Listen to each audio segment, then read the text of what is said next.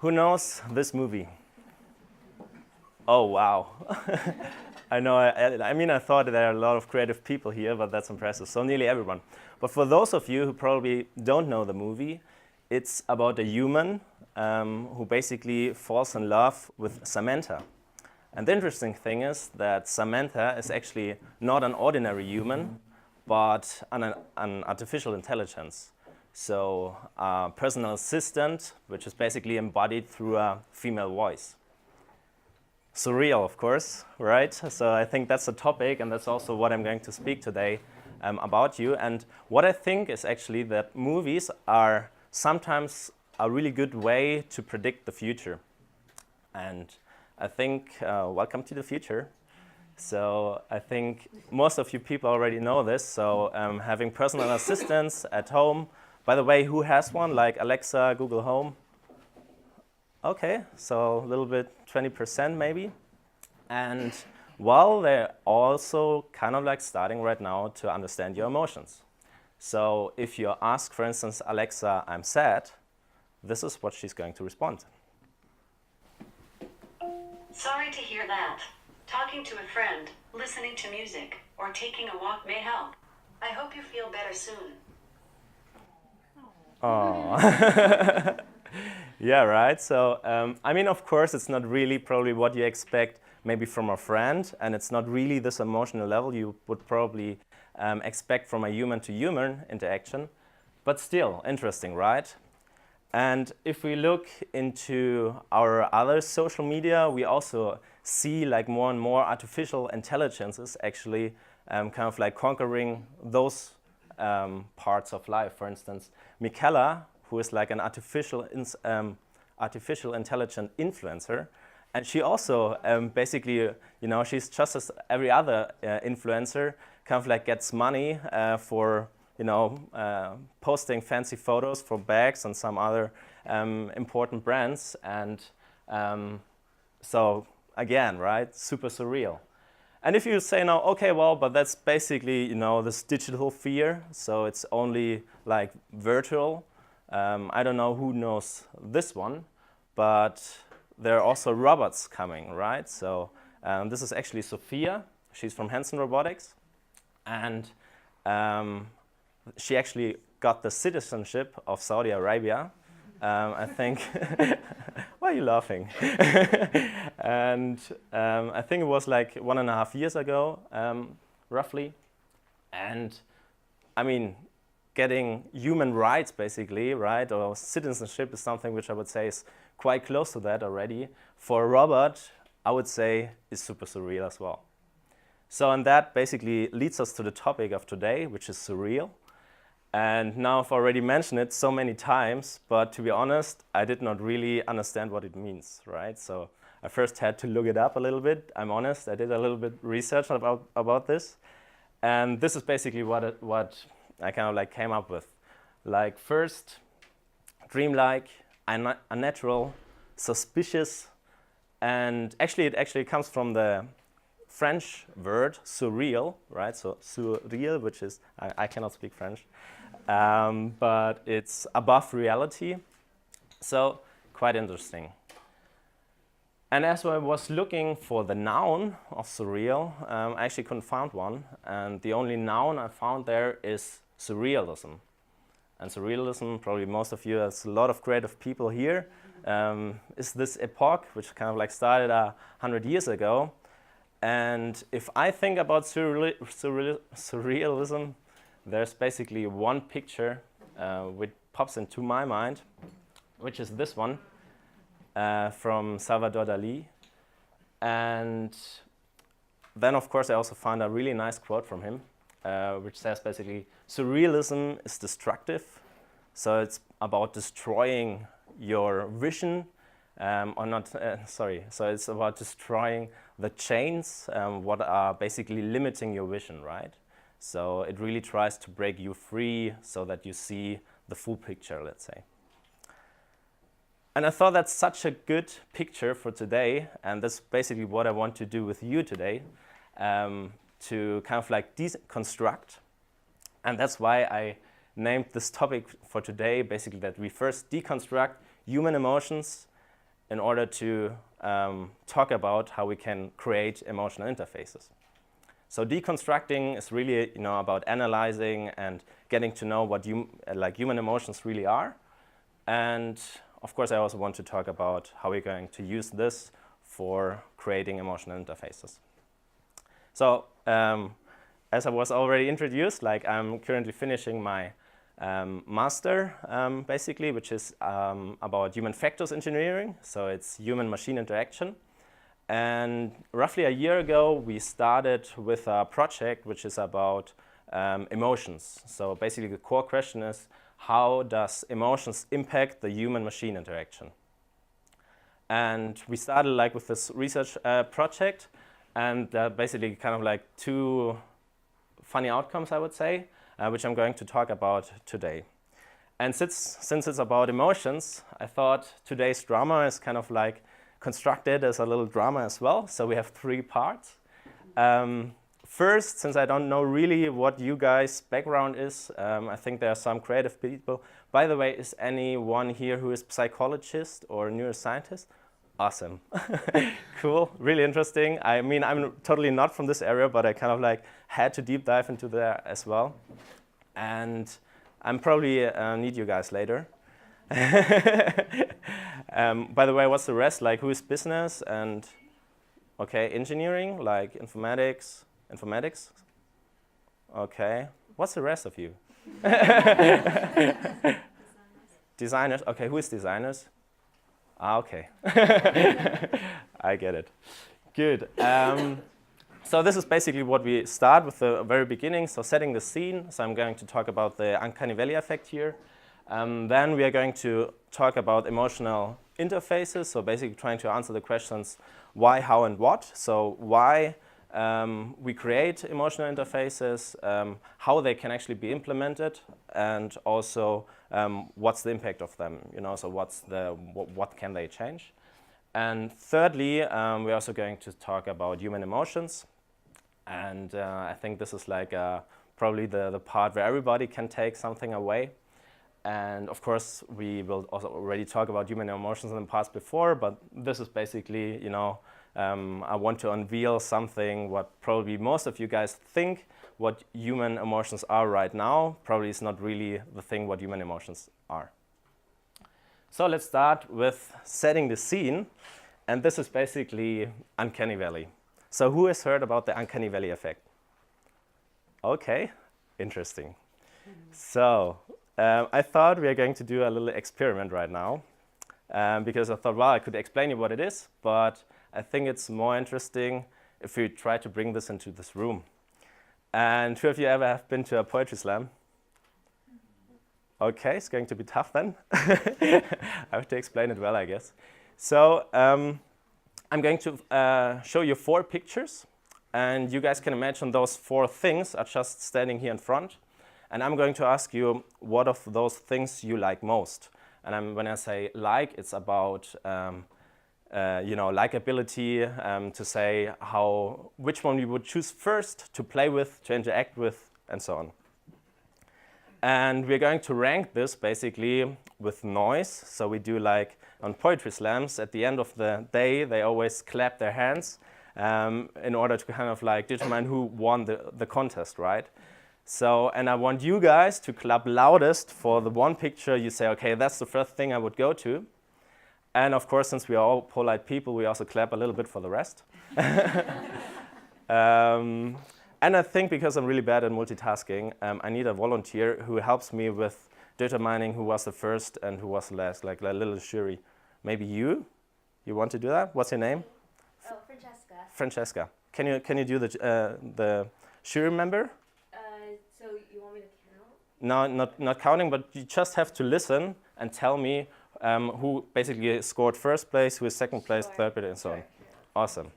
So Francesca, was it right? Okay. So those are basically the 4 pictures. So let it sink in a little moment. Try to figure out your order, and then without starting, maybe we first do like a little clap to warm everybody up. Okay. Okay. Thank you.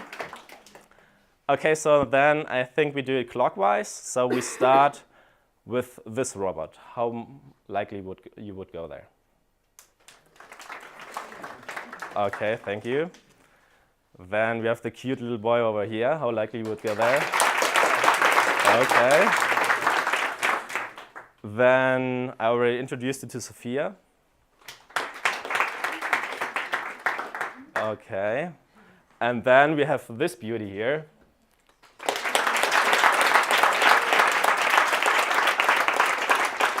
All right, interesting.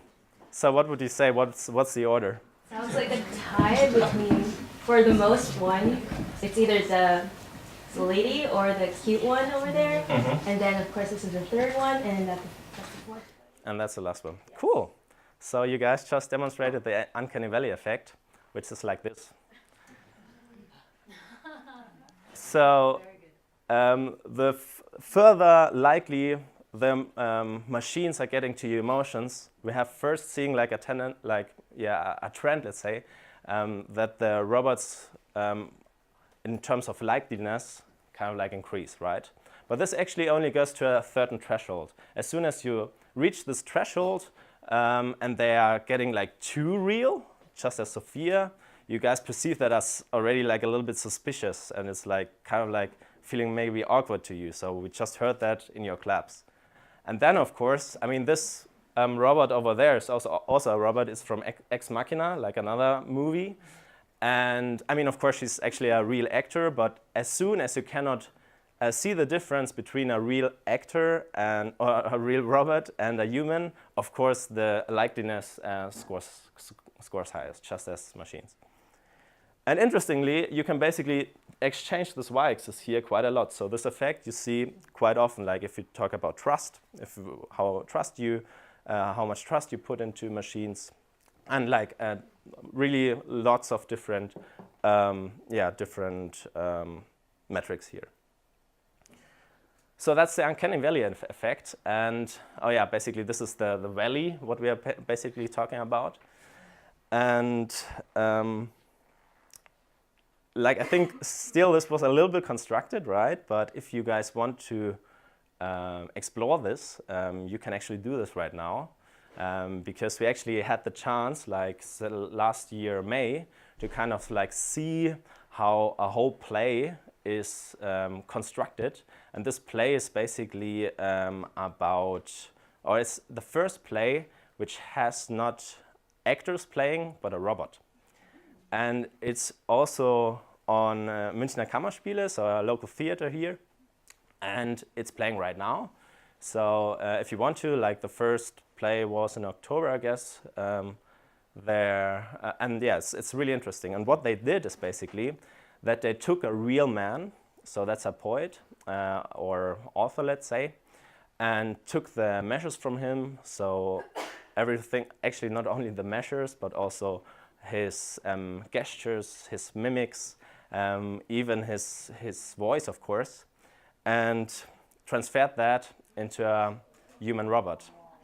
And that was really interesting, actually, for us to see how it was kind of constructed, and how the play changed among the construction. And now you basically see a real robot acting on stage and having basically the real person explaining. And I actually think that it's a really nice play because it actually also asks really interesting questions about how AI will impact your life. So that's why I also put some dates for that. So if you guys are interested, I already see you taking some pictures. Go there. So uncanny valley, and this is already basically the first part. So I think two things what we learned. So uncanny valley effect, of course, And second, that machines basically become more and more human, right? We see that in different areas in our life.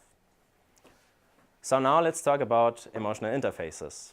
And this is basically what we tried to do. By the way, Timmy is also here. Timmy, could you say hi? Like, it was a team of 3. He's also like part of that. So if I'm kind of like losing my train of thought, you help me out. And I think the first thing what we have to answer here is why, right? So why should we need emotional interfaces, since we are doing this quite well so far without having any emotions? So and this is basically where I want to first talk a little bit about the impact of emotions of our daily lives. And so starting with why. And 3 things I want to tell you.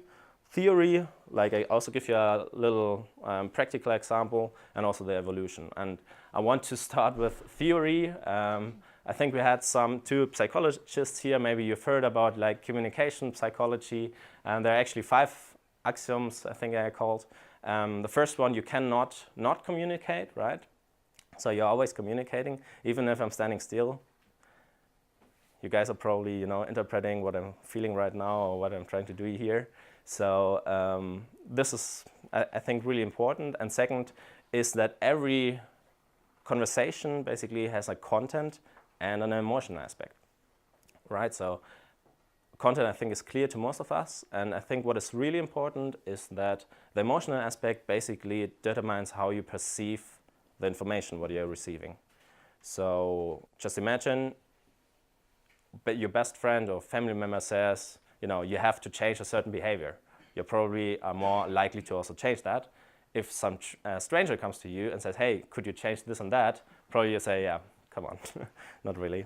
So it really kind of like changes how you, perceive a certain contextual input if you have this relational and emotional layer, of course. And I think this is also something what probably everybody is experiencing, so that's a practical example. So just imagine you're shopping in a mall and you want to buy sneakers, and they're basically the same pair of sneakers what you found in 2 different stores. And in the one store, you're basically talking to the salesperson, and you're really, you're really connected with him. It's really nice. He really tries to help you. And in the other store, same price, same product, but somehow, the connection doesn't feel that good, and you kind of like get the feeling, well, he's not really interested in what I'm doing. So from whom would you buy the shoe? The first one. Exactly. So probably from the first one. I think everybody knows that. Every salesperson, there are skills how you can train this relational aspect of communication. So the question, of course, is, okay, why don't we transfer this into online shopping? Right? So basically, Alexa, or whatever personal assistant, is going to be your personal sales assistant. So, and of course, if they can create this emotional layer to you, I mean, you would buy, right? So I think this is quite logical. We have it offline, so now we basically try to bring this online as well. And then I think if you say, okay, well, maybe if you're still having doubts, I think this is like the strongest argument, which is a little bit about evolution.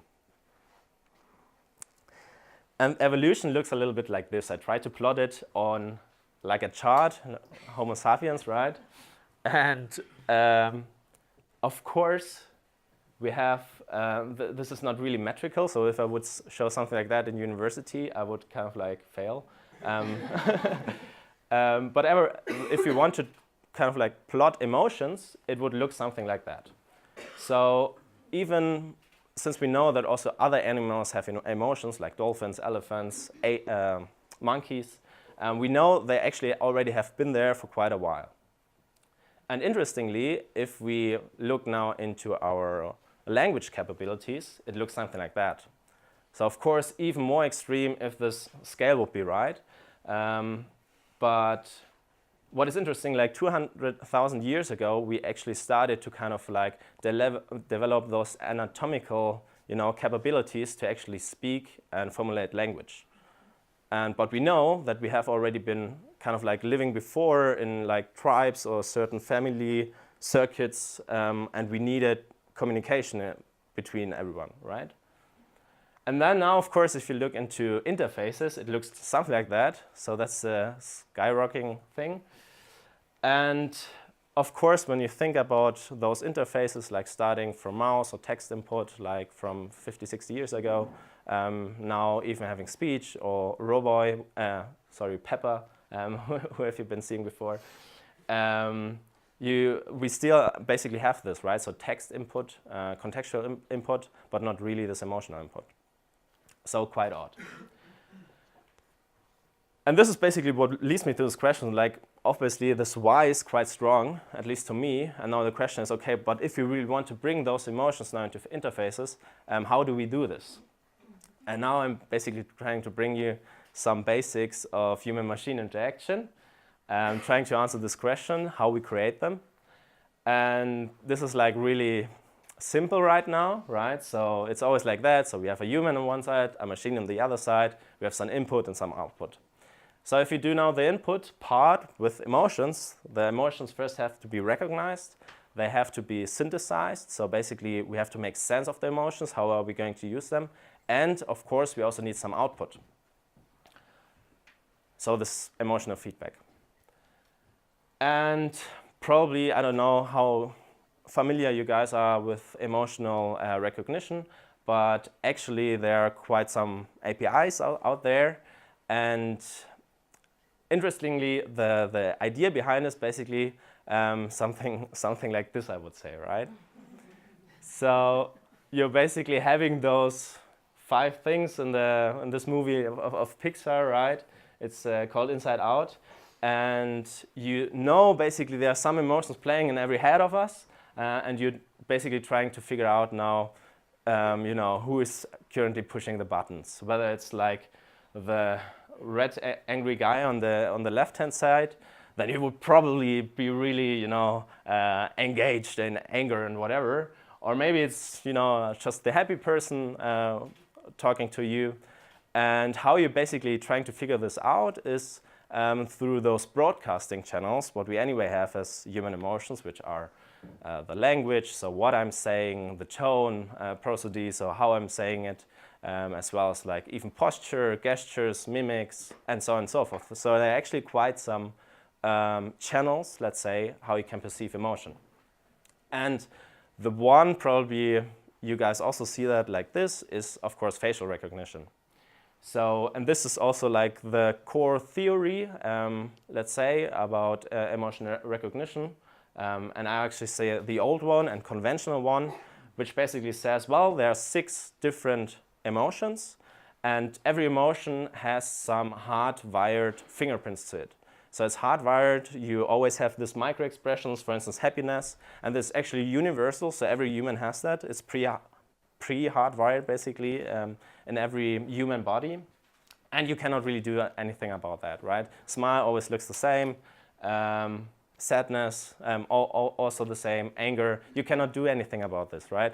Maybe you had once a bad experience with your boss, and you're like, really, this anger carried you away, right? You couldn't do anything like to stop your anger. So it's really you being driven by your emotions.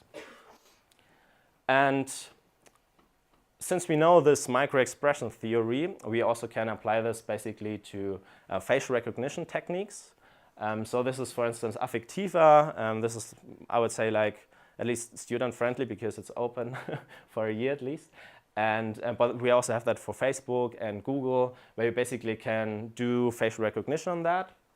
And then basically the algorithm tells you, are you happy right now? Are you in a sad state? Whatever.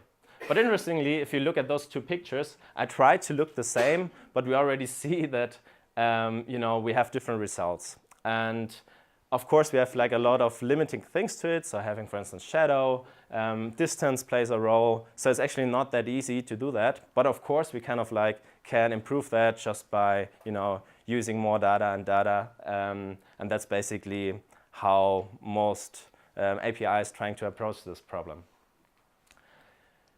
So we have seen that this emotion recognition part does not really play out. So this was also a challenge for us as we wanted to create emotional interfaces. We of course want to do like all three of that, but we kind of like figured out, okay, if we cannot do this emotion recognition part precisely, we also cannot do the synthesis of it, of course, right? If it's not, you don't get it automated, like whatever the other person's feeling, so how can you make sense of that? And that's why what we did basically is this typical Wizard of Oz approach, what you would do in research. So basically we have an expert with emotion recognition, which of course is the human. So what we basically did is that we said, okay, we do it ourselves, and just the feedback basically is going to be this emotional interface. And this is basically how we can ensure that we really measure how emotional interface would look like, right? So we make the participant think that it's really working like that, but actually it's not really, because we are not there yet with technology. And then of course emotional feedback. And this is basically what we did in terms of feedback. So this is Maria. This was basically our AI, what we created. Again, of course, we could have done her way more realistic, I would say. But you've heard about the uncanny valley effect, so this is why we made it like this. And then you basically would ask her, like, you just activate her as every other interface. You say, hi Maria, and then... Hallo, was kann ich heute für dich tun? And then... and then she would kind of like start talking to you. Yeah, this is basically the emotional part. We also had Maria like as unemotional, and like we also had one interface which did not has that at all. And then of course we needed a context, right? Since we had to kind of like pre-produce all the output already, we needed like a context which is kind of like quite streamlined, so that there are not too many options in terms of, you know, the dialogue that could go to. And second, we needed a super emotional one. And what else is more emotional than this?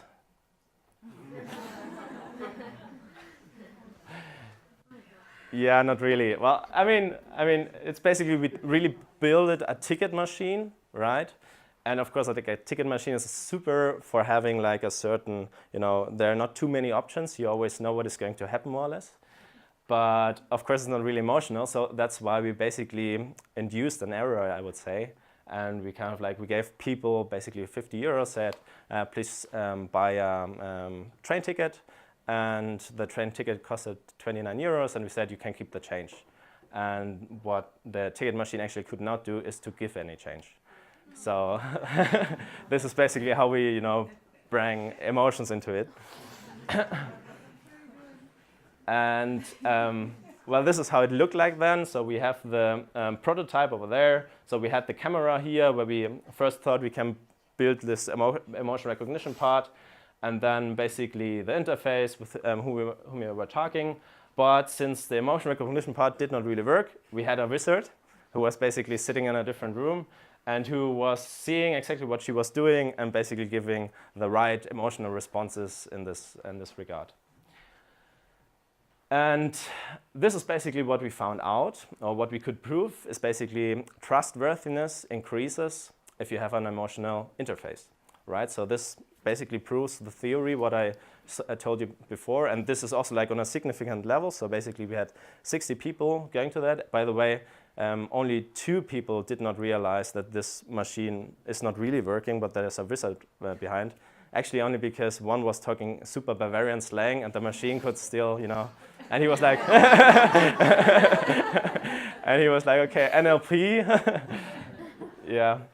And but however, the rest, of course, we excluded them from further data analysis. But the trustworthiness really increases. And what we kind of like discovered as well is that the user experience as well kind of like increased. People had more fun. I just saw you, as you saw Maria smiling at you. It's just a different thing. However, we could not prove that significantly, so on a significant level. And but this is basically what we got out of that. And if you say now, well, guys, you're building emotional ticket machines, this is not really, you know, where's the real use case? So this is what I was really surprised, actually. So this is Deutsche Bahn, basically, how they are trying to change the ticket machine, how the whole interaction is. And this is basically right now on a Skype call, so really not automated, I would say. I would say the future is more on the left side, but however you see there's like some real world application there as well. Well, so now third part, which is human emotions. And like again, maybe 3 learnings for today. So first, we learned emotional interfaces are more trustworthy. We also know that we have input and output, right? Because most of the thing you always think about emotion recognition and not really what you're going to use with that. And third, what we learned is actually that the APIs do not really work, or did at least not work as expected. Of course, we thought, okay, this is probably our fault, and how can we improve that? And this is why I'm going to talk about human emotions right now. And also, how can we further automate that, right? Because the goal really should be to not have this wizard anymore. And then I actually want to do an experiment with you. Oh, wait a minute, sorry. No, I primed you. Another experiment. So you already have seen this picture now. But I want you guys to scream out loud what emotion you're going to see, all right? So, are you guys ready? So 1, 2, 3. Okay, and how would you name it? Scream, okay. Fear, what else? Anger? Celebration, interesting. Do you guys know who is this? Yeah, it's Serena actually. So if you give you the context, I think it's quite clear, right? But again, this is what an emotion, like facial recognition would see, right? So you just see in the boxes, this would be what would be analyzed. So this is basically the first learning. If you want to automate that, context is super important. Without context, you cannot really make a meaning out of that. And second, we just have learned that we have those hardwired micro-expressions, right? So happiness should look something like this. And it's universal and everybody knows that. So how the heck,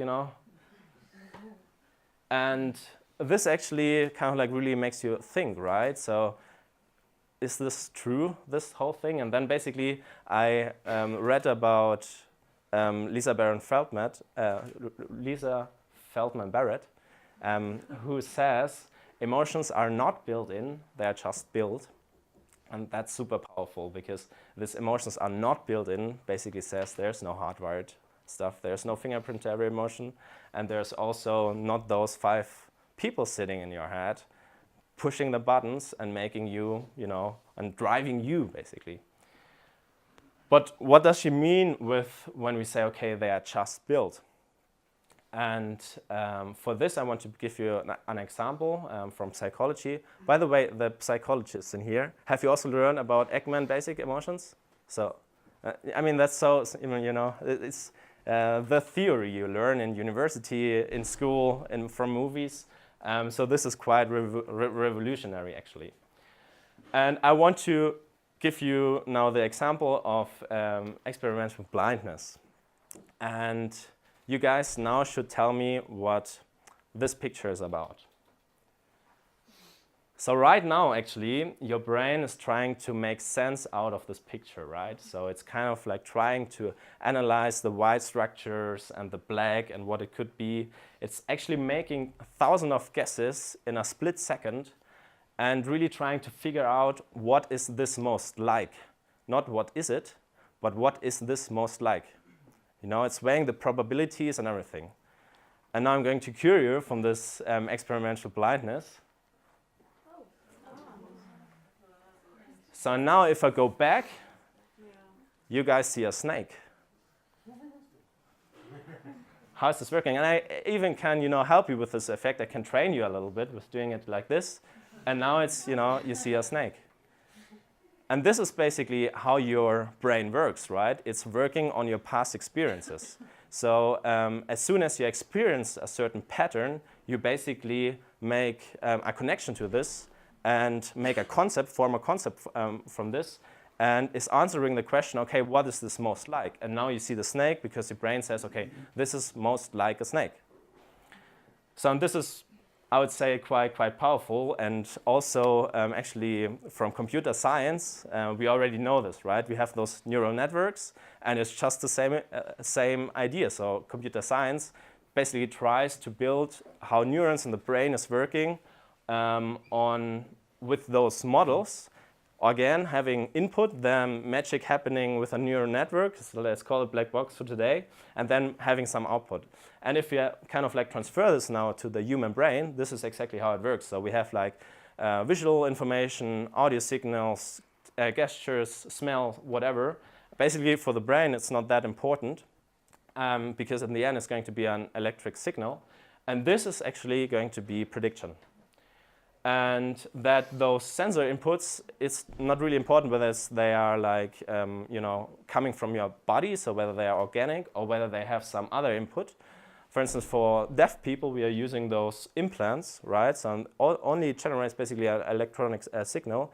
And the brain is so powerful that it basically can make sense out of that and can create a pattern to it and then actually make people understand this.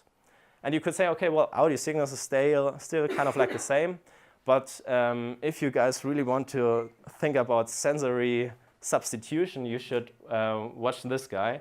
Because what they basically did, they are kind of like converting audio signals, like hello, whatever, into certain vibrations of this vest. So every audio signal basically has a certain pattern again. And again, if they give that to deaf people, they can actually understand, based on the vibration patterns of these motors, what people are saying. And this is how tough or powerful actually our brain is. And that kind of like also proves that this hardwired thing, what most of us people think about, is not really true. And since we do this on a day-to-day basis, what is really important are basically the concepts, right? So just as you've seen the concept of a snake, only with the concept you can make the prediction. And why concepts are so important, have you guys ever heard about basorexia? No, right? So basorexia basically means the sudden urge of kiss someone. And since you guys just have learned now, this picture of the snake, now you also know like basorexia. And next time if you feel this, if you're happy enough, then you can also name it, right? Because now you basically formulated this concept. And this is basically really how the brain is working. So from our past experiences, we're kind of like formulating concepts and as well, of course, emotional concepts. And with those concepts, we then as well can experience certain emotions. And this, of course, is quite surreal, I would say, right? We've learned something what is totally not true in reality. So with those 5 hardwired emotions, so basically triggering the buttons on your brain, and also all the APIs what we're trying to build, we have universal pictures where we're feeding those algorithms, and actually it's basically the wrong procedure what we're doing here, because basically what we would need is like really personalized AI, right? Or super, let's say at least for the social context. So because the algorithm does not always know whether a certain person has that concept in her mind or not. So, and of course this kind of like really makes it hard to automate this recognition part. But on the other hand, I think this is a really empowering thought or train of thought for humans, right? Because this basically means you're not kind of like carried away by emotions, but you are the one who is driving your own emotions. You can influence them depending on the experiences, on the concepts you kind of like formulate, and also basically this is how you can determine which feelings you're going to feel. And I think this is a nice closing, and I think all of you can basically become those architects of your very own emotions.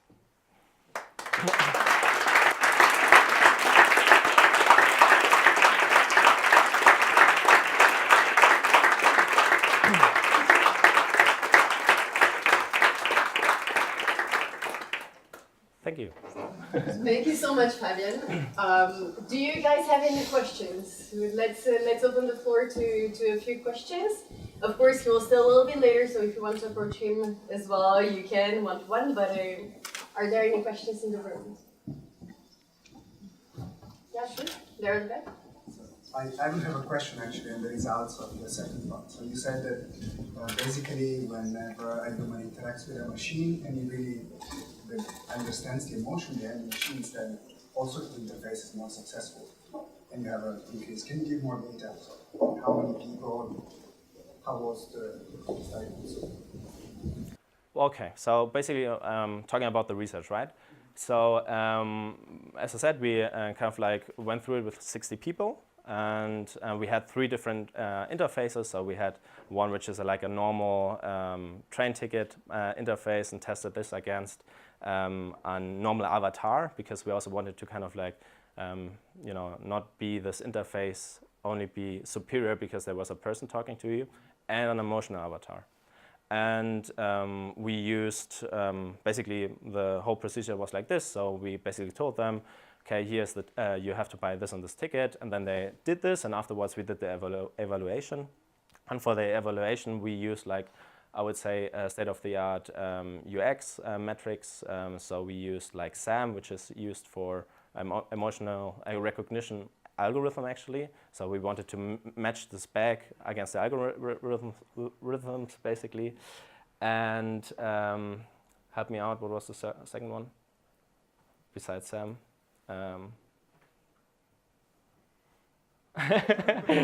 Was a time ago, right? SAM and we had a second UX guideline, and yeah, we found it out. Let me think about it later. But like, yeah, to kind of. Okay, I was mainly interested in how many people took part in this, because you said Okay. you have to filter them out, and you said that some of them actually realized it was human. So how many people actually? Yeah, as I said, like 60, but for the data analysis, we used 57 basically, and then we did like, analysis of variances and stuff like that based on our questionnaires and stuff. And however, for instance, trustworthiness, of course, you always measure with a scale, right? So you have like trustworthiness scales, which are kind of like quite proven on the psychology side, and then you basically ask them how the interaction was. Yeah. It's a very nice study. Thank you. More questions? In your study, how far did you factor in that the current ticket machine experience is pretty poor? Like, and how far did you consider that when you made the comparison from your human interface to that pretty poor UX experience that's currently in the market? Yeah, that's true actually, and I mean that's also what I was making the joke about, that this interaction with a ticket machine is not really emotional, right? But however, I think that was also what is quite impressive, that having it or making it more emotional, it kind of like already increases UX, again, only like what we've seen, so we could not prove that on a significant level, but trustworthiness for sure was proven significantly. And like, of course, like if we would do this again, or the next study probably is not going to be ticket machines, but probably something which is more maybe shopping experience, what we just said. However, it's super hard if you cannot bring this emotion recognition part straight to kind of like automate that, or also if we do again a Wizard of Oz, we would have to think about all the options the dialogue can probably go to, which basically makes an experiment like this super tough. So this is always, yeah, Tim? We didn't compare the poor experience with the better interface. I mean, we just compared the three interfaces. So it wasn't really the poor experience and the better experience, just three maybe better experiences. One with emotions. The question here, and then there. So 1, 2, 3. Which industries, provocative questions, would that not apply to? Would you say that a non-emotional interface is better? Oof, super tough. Like which industries? Like honestly, I think, again, we kind of like are really used to this anyway from the human to human interaction, right? So we always have that. And now I would really think first, okay, where in the human to human interaction I would not like this, that, that they understand this or that they give that. And I could not really think about one industry where I would say that this is the case. Because, as human factors engineers, we always try to make the whole thing better for the human. So the question is, who is going to change, the human or the machine? And I kind of like think that since humans already do this for thousands of years, it should be the machines who adapt, not the humans to the machines. Second question here in the front. You were saying, I thought it was quite interesting how you were able to prove and learn that emotions are not hardwired, that there isn't a certain pattern that you can apply to all humans, and then there's the cultural aspect. So you demonstrated the scream, which was actually a scream of joy, and then putting in factors like cultural aspects or cultures that are just more emotional and temperamental than others. So taking all of these things into consideration, how has it influenced you as an engineer of applying artificial intelligence and bringing these two worlds together? What's your take on it? Yeah, like I think that's a good question. And I think that basically shows us like often actually the problem is not the technology, it's not the AI, because we actually have it, right? So also like neural networks, it's super easy for us actually to apply it because there are huge companies like Google and so on, which basically provide us the frameworks. But the problem often is basically the actual context side. So and that problem is psychology, right? Because basically we believe the wrong framework, let's say, for how emotions are made. And so often it's basically the subject, which is not really kind of like what we anyway try to automate, but it's more the subject matter, like being in psychology or whatever. So this basically influenced the framework. Exactly, and to adapt, and also that we need more future research on that, right? So this is basically super novel, I would say. So there's a book of Lisa Feldman Barrett, which was published 2018, and she's like as I said, like the first one who basically proved that all those biometrics things do not really work for emotions, right? So this is kind of like really breaking through right now, and this again shows us that we have to really change our thinking about that, and also, of course, adapt our algorithms so they're using that. There was another question here in the front. Yeah, maybe you already explained it, and I just didn't get it, but the trustworthiness, how did you measure that? I mean, now I know a bit more about your research. You already said you had 3 different interfaces. I didn't have that fact before. So, but what kind of emotions did it trigger, or what happened that made you feel or understand this? Like, with this is more trustworthy for the people. Mm-hmm. So they interact differently, or how did you measure it? Mm-hmm. Yeah, so basically we had 4 hypotheses for what we wanted to figure out, right? And one of that was that we thought that emotional interfaces are going to be more trustworthy. Just since you have seen the uncanny valley effect, it kind of like makes sense. And there's like a trustworthiness scale, which is like a validated scale which you use, and this is basically what we use. And then we basically compared those with the 3 interfaces of all the participants, and there we figured on a significant level that it makes a difference if you use emotions. Do we have time for one final question? Maybe there at the back. Okay, so I really enjoyed your talk, thank you. It made me think about how you can determine that human-machine interaction gets better when the machine gets more human-like. Do you kind of analyze why humans feel more satisfied with the interaction? So let's say, I could imagine, for example, humans feel more happy because they feel like they've been understood more by the machine when the machine also shows an emotional reaction. Or maybe it's like mirroring, I don't know how it's called, but we have like mirroring neurons, isn't it? When the machine laughs or smiles at us, we also smile and feel more happy.